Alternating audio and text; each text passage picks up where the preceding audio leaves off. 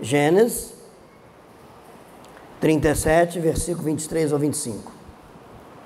Mas logo que chegou José a seu irmão, ou melhor, mas logo que chegou José a seus irmãos, despiram-no da túnica, a túnica talar, de mangas compridas, que trazia, e tomando, o lançaram na cisterna, vazia e sem água. Ora, sentando-se para comer pão, olharam e viram que numa caravana de israelita vinha de Gileade. Seus camelos traziam aromatas, bálsamo, mirra, que levavam para o Egito. Vamos ler o 26 também. Então disse Judá a seus irmãos: dê que nos aproveita matar nosso irmão e esconder o seu sangue. Vinde, vendemos aos ismaelitas e não ponhamos sobre ele a mão, pois é nosso irmão, é nossa carne. E seus irmãos concordaram. Querido Deus e Pai, em nome de nosso Senhor e Salvador Jesus Cristo, te louvamos, Senhor, por tudo que tens feito em nossas vidas. Eu me coloco ao inteiro dispor do Senhor, pedindo a tua misericórdia e graça para conosco, pois nada tenho para dar, mas eu sei que o Senhor sempre tem algo novo para nos conceder. Portanto, eu peço perdão para com os meus pecados e para com o pecado do teu povo. E nessa noite, pedimos que tu venha falar mais uma vez aos nossos corações, perdoando, ajudando, iluminando, fortalecendo, sustentando, revigorando as nossas forças e ensinando-nos o caminho que devemos andar. Fala-nos nessa noite. Nos colocamos inteiramente rendido aos teus pés, pedindo que tu tenha misericórdia de nós. Em nome do Pai, do Filho e do Espírito Santo, que a igreja diga. Amém. Evidentemente que o livro de José é um livro muito conhecido, a maioria já conhece, mas recapitulando a história de José, somos sabedores de que José era o 11º filho de Jacó. Jacó, que tinha 2 esposas, você conhece aquela história enrolada e confusa, e concubinas, e por fim acabou tendo uma prole grande, uma quantidade de filhos imensa, aonde José era o 11º e depois o seu irmão caçula, Benjamim, que era o 12º. Isso não falando das irmãs, não contando, porque as mulheres não contavam no censo daquela época.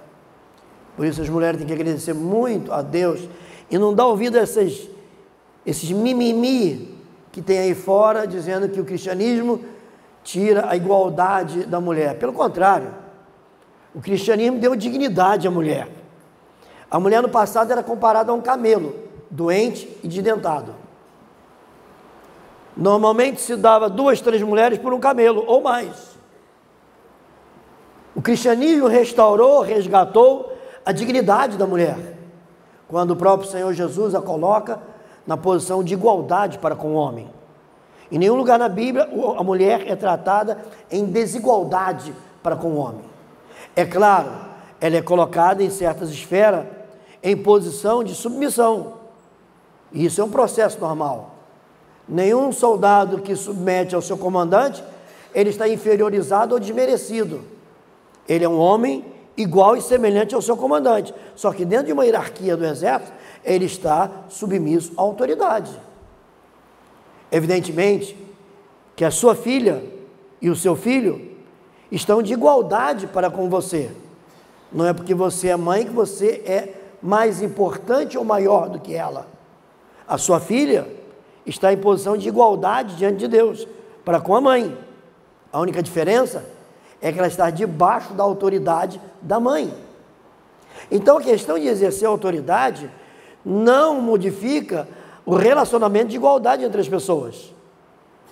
Quando alguém exerce a presidência da República, ele é um homem, ser humano, semelhante, igual a qualquer outro, e submisso às leis que todos estão submissos, ou pelo menos deveria. Mas como ser humano, como presidente, melhor dizendo, ele é uma autoridade constituída. Mas quando ele perde o mandato e sai do poder, ele só leva a saudade e as lembranças. pois passa a ser um homem como outro qualquer, na obrigação de obedecer às leis aí constituídas. Dá um exemplo, que um presidente, anos atrás, foi destituído do poder, o Collor, e há pouco tempo a Dilma, de que hoje é um cidadão comum como outra qualquer, sem falar no presidente, que hoje mudou-se de São Paulo para Curitiba. É um ser humano como outro qualquer, mas houve um período que ele era uma autoridade. Hoje ele é um criminoso, respondendo pelos seus processos, que são mais de 36, se eu não me engano. Só um foi julgado, diferentemente do Cabral, que já está condenado a 158 anos, me parece. E ainda tem muitos processos, são só os primeiros, e ainda tem muito processo para ser julgado. Em outras palavras, nós, homens e mulheres, somos iguais diante de Deus e diante da lei. Temos um quadro aqui na Bíblia, onde uma família, e José, na verdade, ele acabou tendo esse monte de filho com esse monte de mulheres, e que ele mesmo não queria, mas foram empurrando esse abacaxi para cima dele. E no resumo da história, a mulher que ele realmente amava e que ele queria casar, e que você conhece a história do sogro que fez com Jacó, ela era praticamente estéril. Até que por fim teve um primeiro filho, que era José, e o outro, que era Benjamim. E José, se você não entende, naquela época, o homem mesmo tendo 2, 3 esposas, ele não tinha todas dentro de casa. Ele era obrigado a montar uma tenda para cada uma delas. Por muitas vezes ele tinha... Salomão teve mais de 1000, teve esposa que ele nem conheceu. Era apenas um capricho. Era apenas uma vaidade, não no caso de Jacó. O caso de Jacó foi uma cilada, uma armação, um sogro desonesto, um mau caráter. E antes de ele casar com a Raquel, a quem ele amava, ele foi colocado naquele imbróglio, enrolado, e aí teve que ficar com concubinas e esposas. Mas quem ele amava, ele não conseguia ter filho. Até que por fim nasce José. E depois o segundo filho com a sua esposa. No quadro geral, os 12 filhos eram de todas as esposas que ele tinha, aliás, das 2 esposas e das concubinas, que eu não vou me ater à história agora, você lê depois com calma em casa o livro de Gênesis, nesse histórico da vida de Jacó. Mas o que eu quero dizer para vocês é que havia, evidentemente, uma certa afinidade maior de Jacó com José. Por que razão? Uma, ele era filho da mulher que ele tanto amava, que ele sonhou casar e ficar com ela. Segundo, era de praxe, ele tinha sua tenda, ele morava com Raquel. Por obrigação, ele então tinha a tenda da outra esposa e das concubinas. Mas ele morava, residia com Raquel. Ao ponto de Lia, uma ocasião, pede a Raquel, deixa que nosso marido durma uma vez comigo na minha tenda, porque a residência de Jacó era a tenda de Raquel. E aí, isso cria uma afinidade, uma porque ele amava, e outra, era filho, vamos dizer assim, era o 11º filho, quando já não mais se imaginava, então nasce José, morava na mesma tenda, na mesma casa, a afinidade era maior, o relacionamento era maior. Uma coisa é você estar em casa, estar ali e o bercinho do lado. Outra coisa é o bercinho lá na outra tenda. Mas não só por isso. O que faz Jacó se apegar, aderir, amar a José, é porque ele tinha um diferencial dos seus irmãos. Seus irmãos mais velhos costumavam aprontar, e as informações vinham ao ouvido do pai. E aprontaram. Se você ler o livro de Gênesis, você vai ver como eles aprontaram. Mas José, por ser mais novo, se identificava mais com seu pai, era mais submisso, era mais respeitoso, Havia, eu diria, mais afinidade de honestidade, honrava o pai, procurava não fazer as coisas erradas. Dizem que é o único personagem na Bíblia que você não encontra pecado. Sabemos que ele tinha, sabemos que ele era homem como qualquer outro, mas a Bíblia não resolve relatar os seus pecados. Então José era íntegro de comportamento, temente a Deus, e tudo que lhe era ensinado, procurava colocar em prática, procurava colocar em pauta. Portanto, Jacó percebe ver nele pessoa confiável, nos outros, persona não grata, pessoas não muito boas. Sabia que os seus filhos viviam aprontando, ao ponto de, nessa ocasião, que antecede esse versículo, Jacó disse ao seu filho José, que na época tinha aproximadamente 16 para 17 anos, uns 17 anos, e Jacó diz: José, vá ver aonde seus irmãos estão pastoreando as ovelhas e me traga relatório. Naquela época, não se havia a criação de gado, de ovelhas, hoje se tem em cativeiro, não é o nome, em ambientes fechados, daqui a pouco eu lembro do nome. Naquela época eles usavam o pasto, acabava aqui a grama, eles iam lá, levavam as ovelhas, e muitas vezes o local onde eles estavam era muito deserto, mas alguns quilômetros havia pasto, então eles levavam, às vezes 1 dia, 2 dias, as ovelhas para se alimentarem. E Jacó então diz: José, vá ver como estão os seus irmãos. Mas antes desse fato, você conhece a história. Antes desse fato, uma ocasião, José teve uma revelação, um sonho, e compartilhou com a família. Sendo um tanto infantil, não muito maduro, honesto sim, mas infantil, honesto sim, mas sem maturidade, porque não tem nada uma coisa a ver com a outra. Você pode ser maduro e desonesto, você pode ser maduro e honesto. Ele era imaturo, era garoto, e compartilhou os sonhos. Gente, eu tive um sonho, e nós colhíamos feixes, e o meu feixe era um amarrado de trigo. Quando eles iam cortando, faziam aqueles amarrados, chama de feixe, e eles botavam nas costas aquele amarrado de trigo e trazia para casa, trazendo do plantio, da colheita. E ele disse: eu vi o meu feixe ficar de pé, e os vossos feixes se curvavam diante do meu.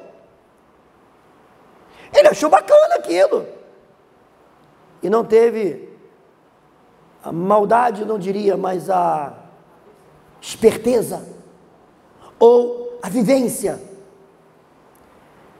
de que aquele sonho poderia deixar seus irmãos constrangidos. Quer nos humilhar?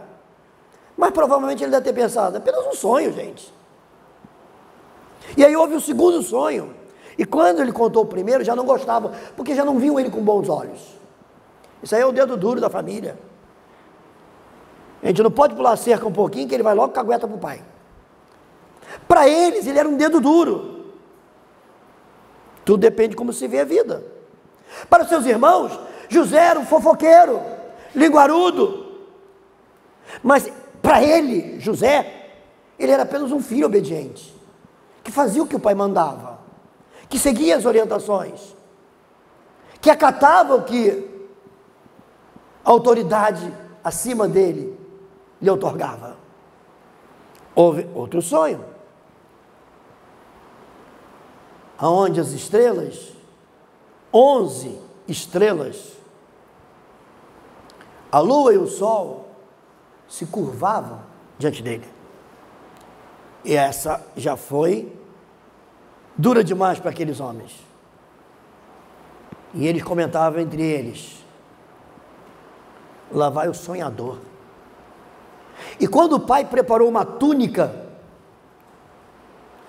talvez para recompensar a dedicação, ninguém trazia queixa dele, Os fazendeiros, vizinhos, de vez em quando, Jacó, os teus filhos aprontaram lá. Jacó, manda teus meninos não misturar lá, nem pegar no meu poço a água. Se precisar, peça.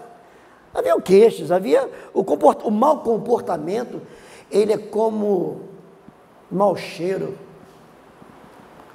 Ele se espalha mesmo não tendo vento para levá-lo. O mau testemunho é como carniça debaixo do tapete. Por mais escondida que esteja, o mau cheiro a denuncia. Assim como o bom testemunho é levado pelos ventos para todos os lados. E se não houver vento, o bom testemunho brilha como o sol.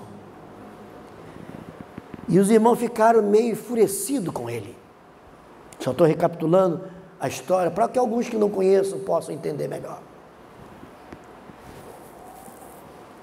E Jacó prepara uma túnica elegante, mas túnica normalmente era um sinal de autoridade.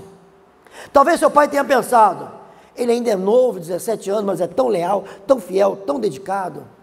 E os irmãos, porque o pai ouvia as queixinhas no meio da família, no meio do acampamento, entre as tendas, e sempre tem um servo fiel e leal que traz, olha, seus irmãos estão, seus filhos estão meio mal-humorados com José, não, isso é coisa de garoto. Talvez Jacó tenha pego aquela túnica, fez aquela túnica, teceu aquela túnica, talvez, não sei, com o intuito de colocá-la sobre José, desse a ele, um garoto de 17 anos, um pouco mais de autoridade, ou ao olharem para ele, disse, olha, ele já está com a túnica de autoridade, nem nós temos, vamos respeitá-lo. Não sabemos qual foi a intenção de Jacó. Sabemos sim que Jacó queria honrar o seu filho.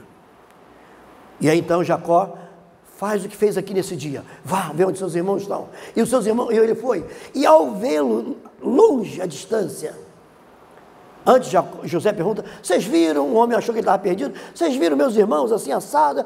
Ah, foram para a terra tal, X. E ele foi atrás, caminhando, quando lá chegou, ele disse, era lá vem o tal sonhador.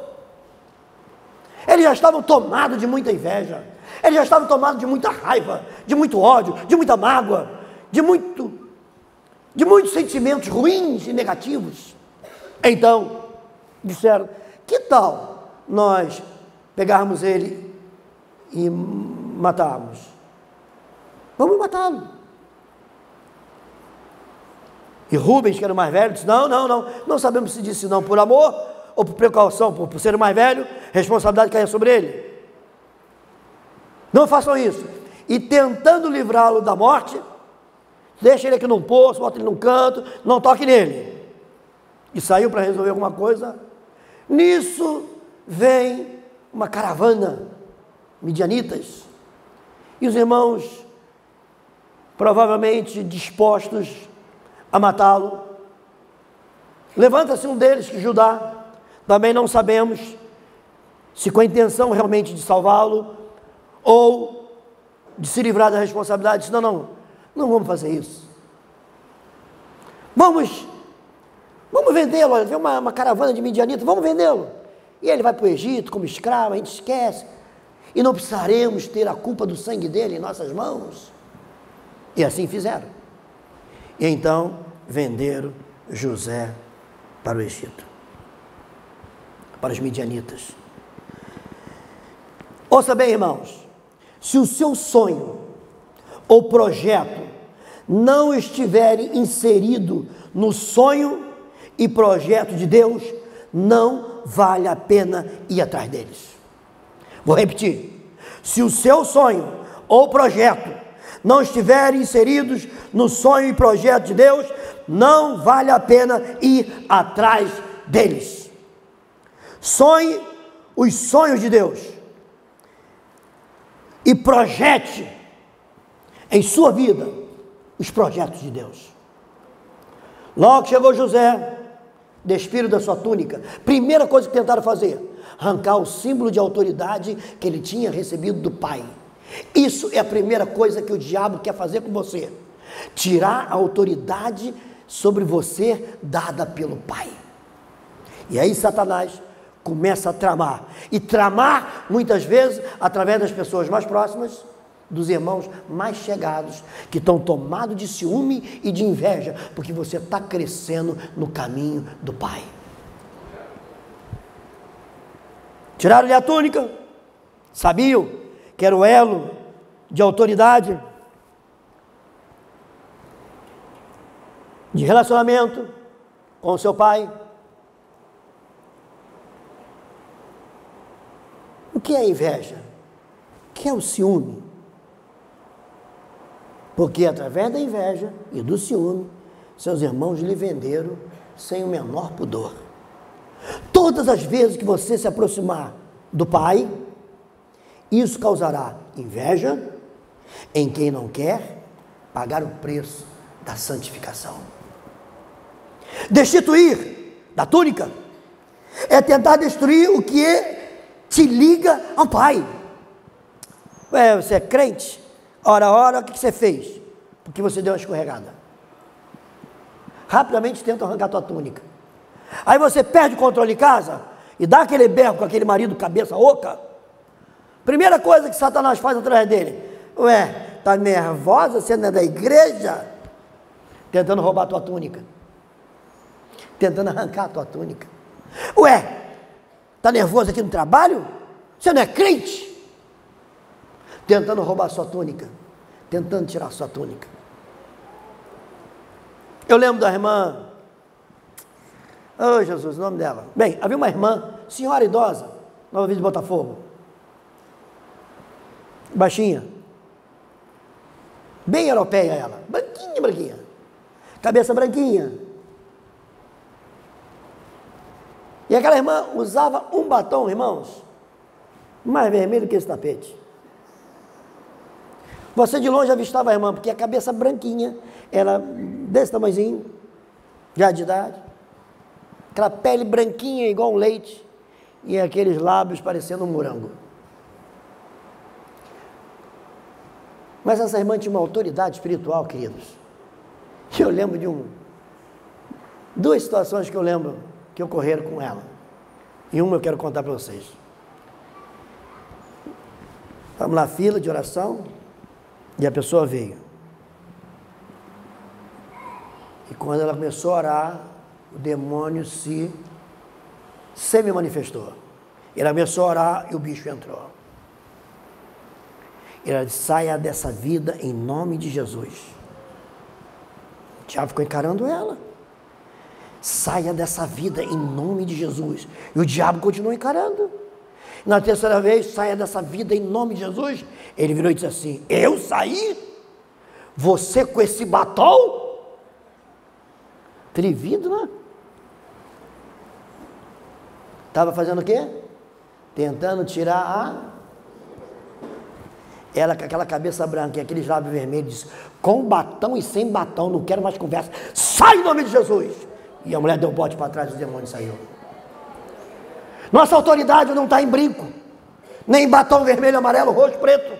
Nossa autoridade está no nome de Jesus Cristo.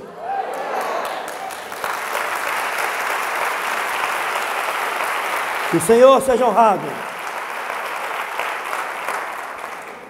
O que te liga é a túnica, e o diabo quer destituir da túnica e tentar destruir o que te liga com o Pai.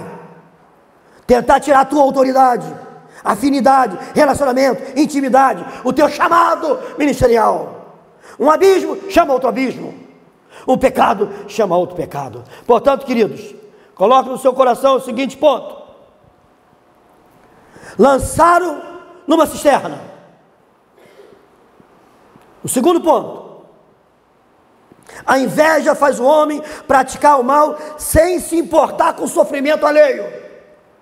Quando alguém está tomado de inveja e ciúme, ele não está nem aí se você está com 1000 problemas na família, se você está mal na saúde, ele não quer saber. A inveja quer a destruição do alvo. O outro ponto, versículo 25 diz assim: ora, sentando-se para comer pão, não se importavam com os gritos, o desespero do irmão caçula. Como é que alguém vê alguém gritar tão desesperado e nem se importa? como diz a linguagem brasileira, tô nem aí. E o garoto gritava, não, irmãos, não façam isso, porque jogaram ele numa cisterna sem água, num deserto, de vez em quando, certos poços secavam, e quando secavam, virava esconderijo, por causa do escuro e por causa da friagem, e aí refugiava ali para dentro, escorpiões, aranhas, cobras, serpentes.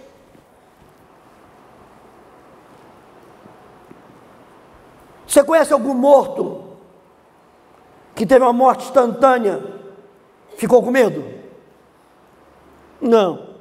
Você está na rua, bandido, solta uma bala perdida, que não é perdida, é achada. O sujeito nem teve tempo de ter medo.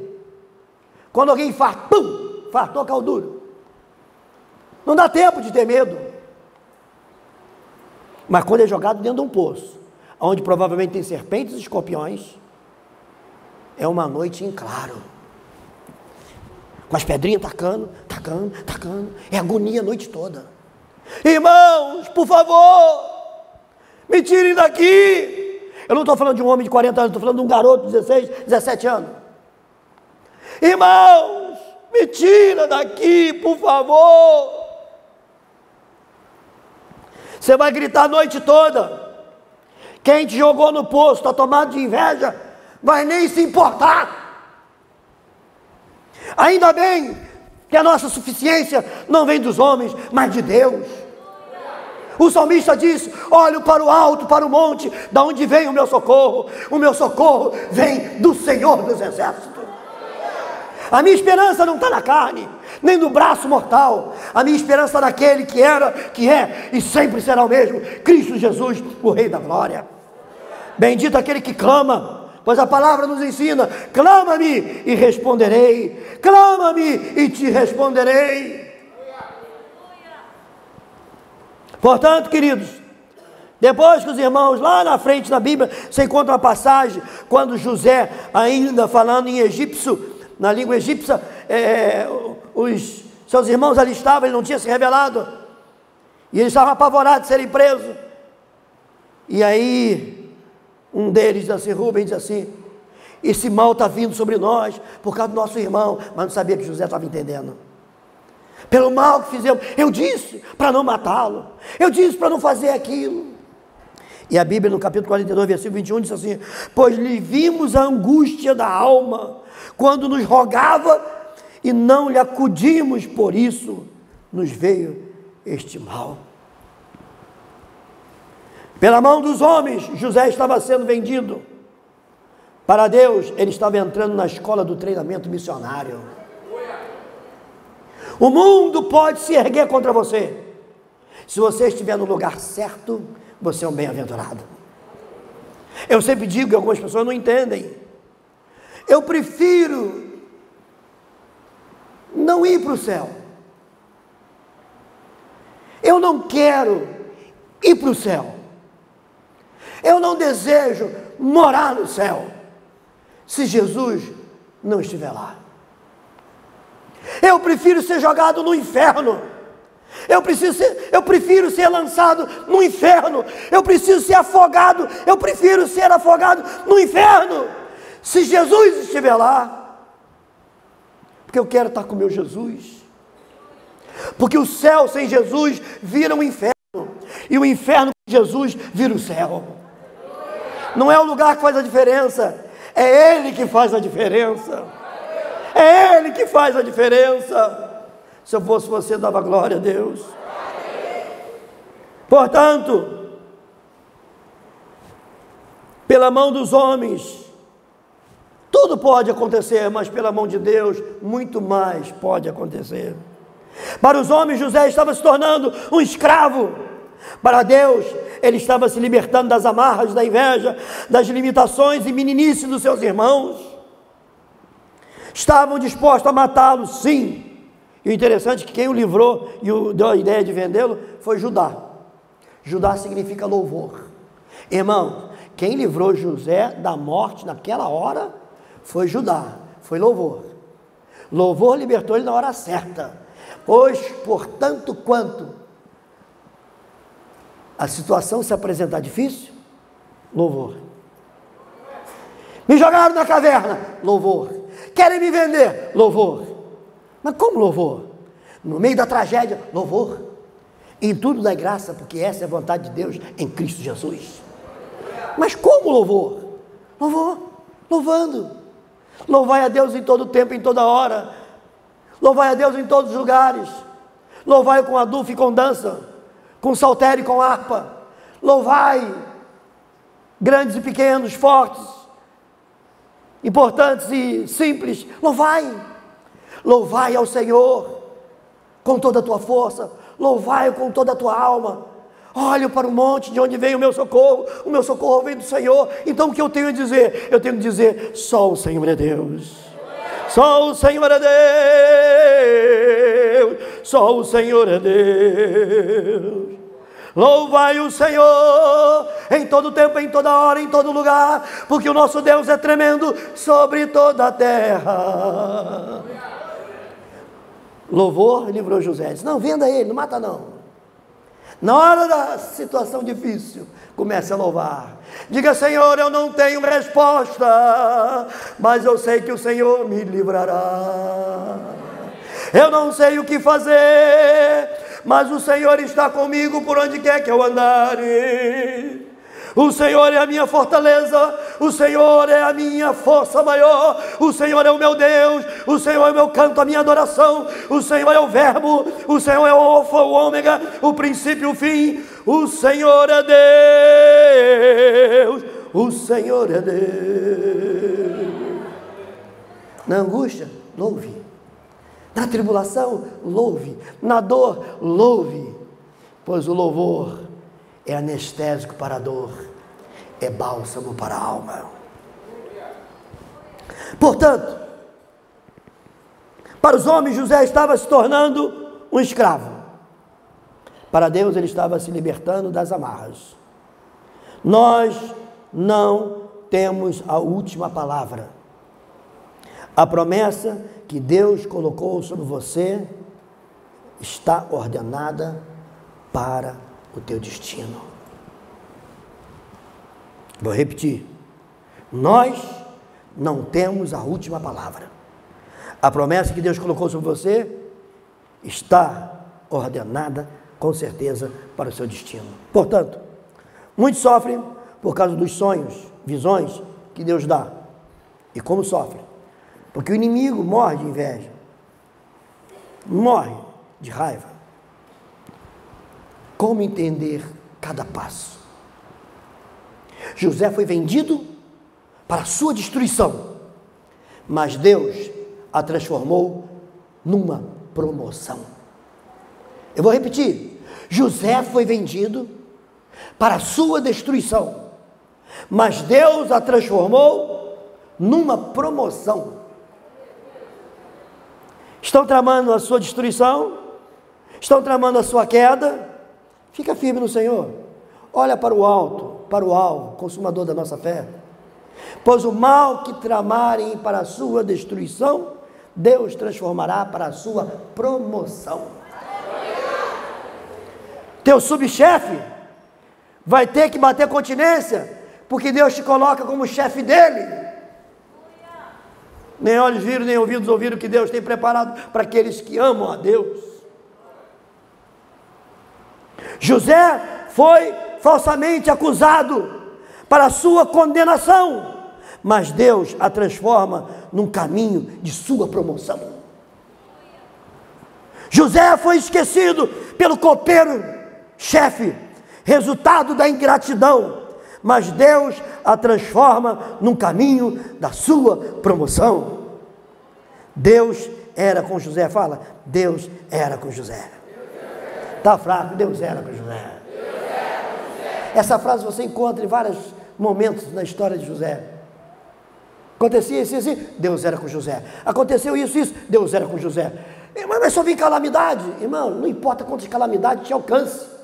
Se você tiver no seu coração essa ordem, que Deus é contigo, podem vir 1000 à tua direita, 10.000 à tua esquerda, tu não serás atingido, porque Deus é com José. Aleluia! Ele é com você. Ele está com você. Você canta, Ele está com você, Ele é com você. Então viva essas palavras. Deus está ao seu lado. Arma nenhuma forjada contra ti prosperará. O Senhor é teu baluarte, Senhor é a tua fortaleza, Senhor é o teu sustento. Às vezes o mal, sim, muitas vezes, o mal que nos é feito, na verdade, é um grande bem comparado ao que ia acontecer. Ele ia ser morto. E talvez esteja alguns reclamando de ter sido vendido.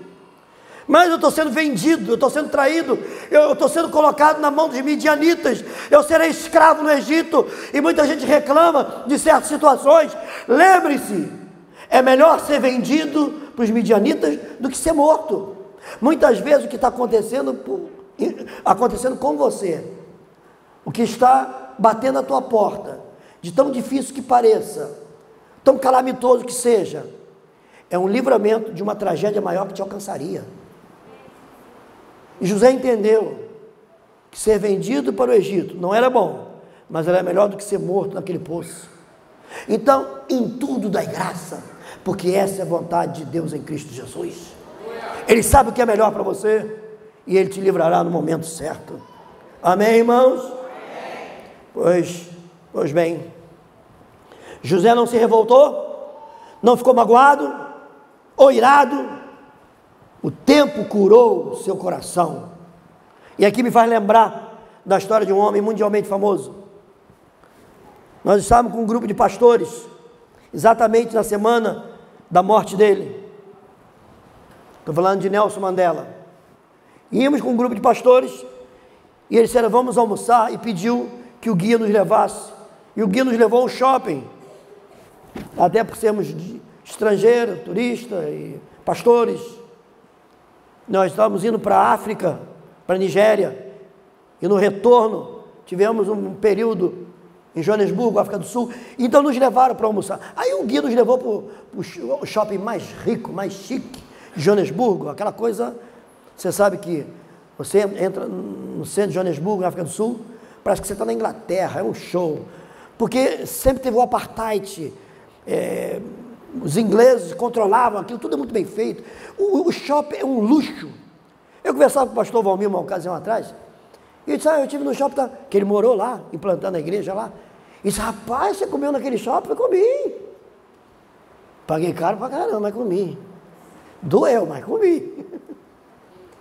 Mas o que me chama a atenção, e me chamou a atenção, é que quando nós chegamos na praça, maior do que 2 vezes esse salão, tinha um busto do Mandela, tinha telões, cadeira em forma de auditório, era homenagem da cerimônia da morte dele, e a maioria que estavam ali eram brancos, simpatizantes do Mandela. E disse, que coisa interessante, quantos anos o apartheid, e eu comecei a ver como parte da população branca amava, respeitava e estavam preocupados com a morte do Mandela. Porque quando acabou o apartheid, que Mandela ganhou a eleição, todos esperavam haver um massacre. Eu conversava com uma moradora de lá, num restaurante, ela estava nos dizendo o seguinte, que muitas famílias dos brancos estocaram armas. Eles disseram, se fizerem conosco, o que fizeram em Angola e outros países, onde o governo dos negros tomaram o poder, mataram todos os demais brancos, e eles na Joanesburgo, eles começaram a se estocar de armas. Mandela foi preso, você conhece a história, parte de toda a sua vida na prisão, de origem metodista, e eu fiquei pensando, o que a prisão não faz com o homem? 2 coisas, ou transforma num revoltado vingativo, ou transforma num quebrantado transformador. E Mandela uniu a África do Sul ao invés de dividi-la. Não destituiu os policiais brancos, colocou os negros juntos, então tudo era meio a meio. Criou algumas leis que as empresas, todas as empresas, tinham que ter a metade, foi um problema, mas deram um jeito. Todas as empresas tinham que ter a metade dos empregos para negros, metade para brancos. Mas não houve morte, não houve vingança, não houve protesto. Então ele passou a ser a segurança dos brancos, porque a população negra é muito maior. E muitos que o apoiaram na eleição queriam vingança. Ele disse, não, eu não vim para isso. Eu não vim para destruir a África do Sul. A minha eleição foi para unir a África do Sul. E por isso é respeitado e amado no mundo inteiro. E eu estava ali olhando aquilo e disse, meu Deus do céu, por que esses brancos não estão mortos? E por que estão aqui reverenciando uma cerimônia de respeito a um líder negro num país que viveu a sua história toda no apartheid? Porque na prisão, ao invés de ele se tornar um revoltado, ele deixou a prisão, ou o que aconteceria na prisão, libertá-lo de toda raiva, ira e revolta.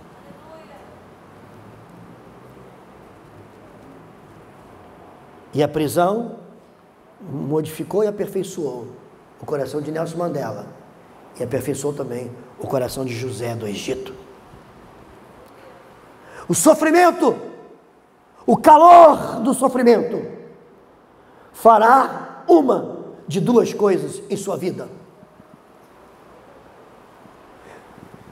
O barro, a lama, o barro, diante do calor, endurece. A cera, diante do calor, derrete. A pergunta hoje é: seu coração é de lama, que através do calor da luta da vida endurece? Ou seu coração é de cera, que através do calor da vida e das lutas derrete? Mandela deixou que a prisão derretesse o coração dele. José deixou que a prisão derretesse o coração dele. Tanto que quando ele se encontra com seus irmãos, depois de 13 anos, já com, não mais 16, 17, já com 30 anos, governando o Egito, seus irmãos vão comprar alimento, e se deparam diante dele, não o reconheceram. Ele poderia se vingar, era o momento, era a hora, mas ele se revela, e ele diz, calma meus irmãos, que todos ficaram assustados, quando ele disse, sou José, vosso irmão, que vendeste para o Egito. E ele diz, não se preocupem, não se culpem, pois o mal que intentaste contra mim, Deus transformou em bênção, Ele já antecipou para que eu pudesse salvar toda a família. Repito, você vai se revoltar? Ou vai proteger o seu sonho, suas visões, através da oração? De graças, somos levados em graça. Portanto, agradeça a Deus, dê graças a Ele. Quando tudo está difícil ou diferente, ou um tanto complexo, creia em Deus e acredite que Ele é soberano. Você não tem que terminar em derrota, você vai perseverar e terminar em vitória no Senhor. Deus me fez prosperar, disse ele, na terra da minha aflição. Você pode dizer a mesma coisa? Deus me fará prosperar. Está fraco. Deus me fará prosperar na terra da minha aflição. Amém, irmãos? Amém, irmãos? José entendeu que ele foi chamado para aquele momento. Tu és chamado para mudanças nesse momento. Vou repetir, tu és um agente de mudança.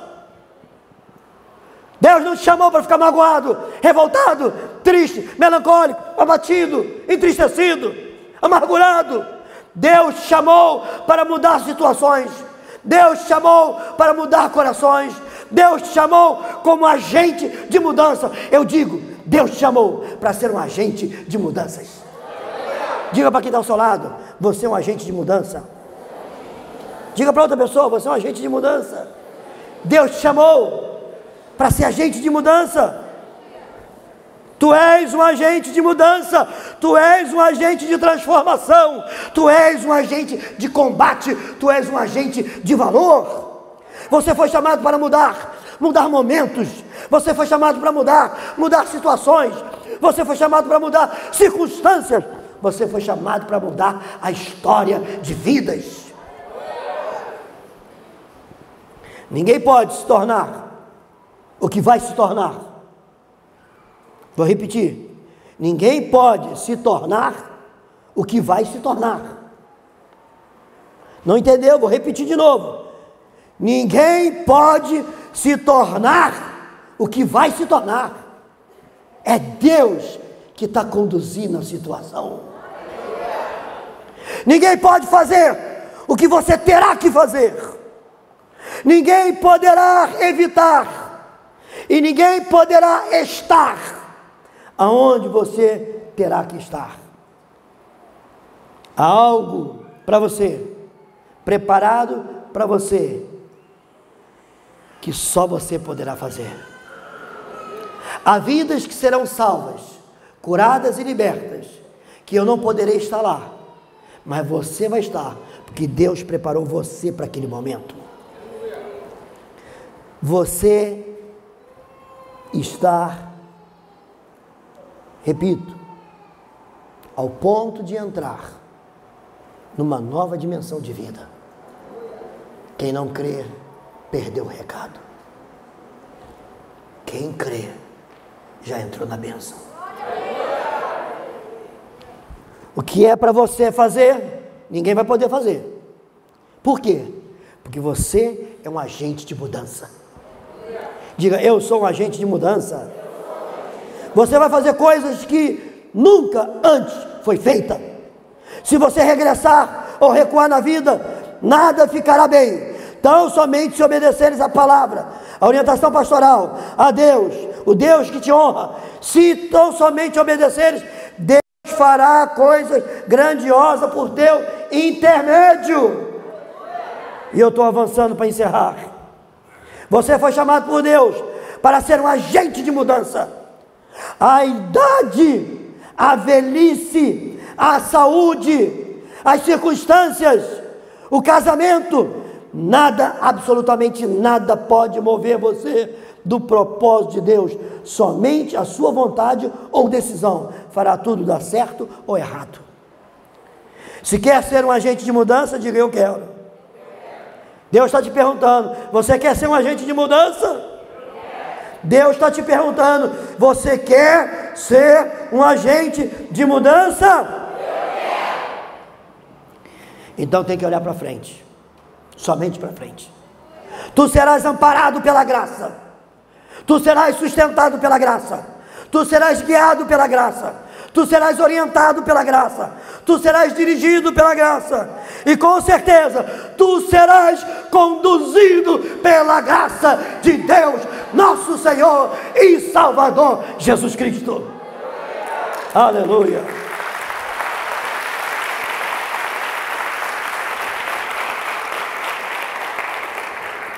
Agente de mudança, vai ser Deus que vai abrir a porta, não você. Não corra atrás de porta errada só porque está aberta. Satanás abriu para te atrair e te tirar do destino certo. Quem vai abrir a porta é Deus. É Deus que vai colocar o caminho diante de você e não haverá dúvidas. Muitos achavam que você estava perdido. Vão se surpreender quando virem o que Deus fará por teu intermédio. Muitos achavam que você estava perdido, mas você já foi achado muito tempo pelo Senhor. Esta palavra vai abrir tudo. Essa palavra vai abrir portas. Portas se abrirão. O Espírito hoje age. Eu digo, o Espírito hoje age para te transformar num agente de mudanças. Aleluia! Se eu fosse você, dava um glória a Deus bem alto. Portanto, irmãos, ouça bem e vamos orar. Tu não estás aqui por acaso. Tua batalha não está acabada. Tu vai a Ele e Ele vai te apoiar. Não se importe com o que dizem a teu respeito. Não se importe com o que pensam de você. O importante é você ser um agente de mudança. O mundo gira, não para. Tudo se move.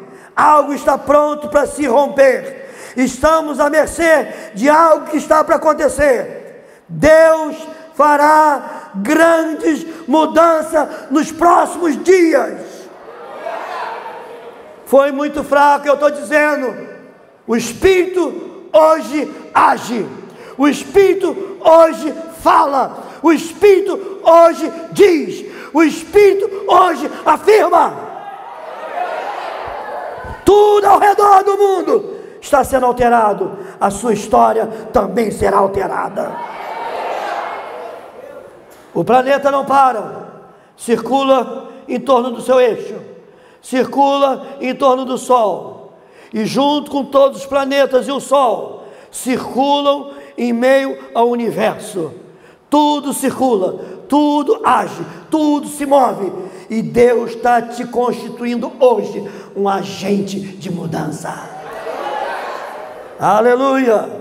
Há muitos homens que pregam bem, falam bem, discursam bem, pensam que tem grandes projetos e ministérios, mas eles não têm convicção. Logo na primeira tribulação, na primeira dificuldade, eles abandonam o barco, pulam fora.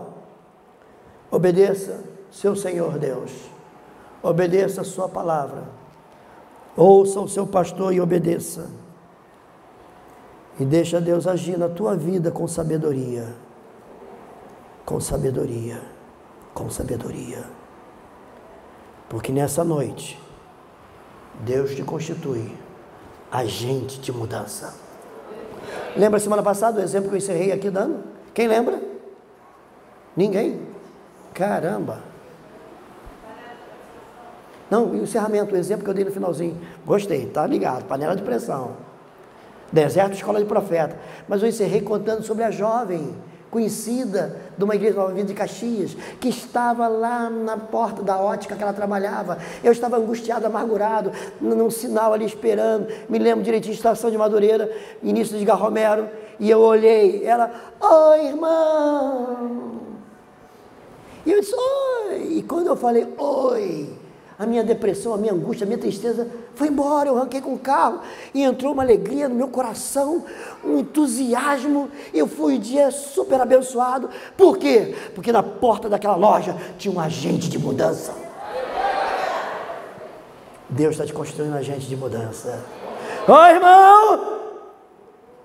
Diga para quem está ao seu lado, oi, irmão. Oi, irmã. Diga para quem está atrás, oi, irmão.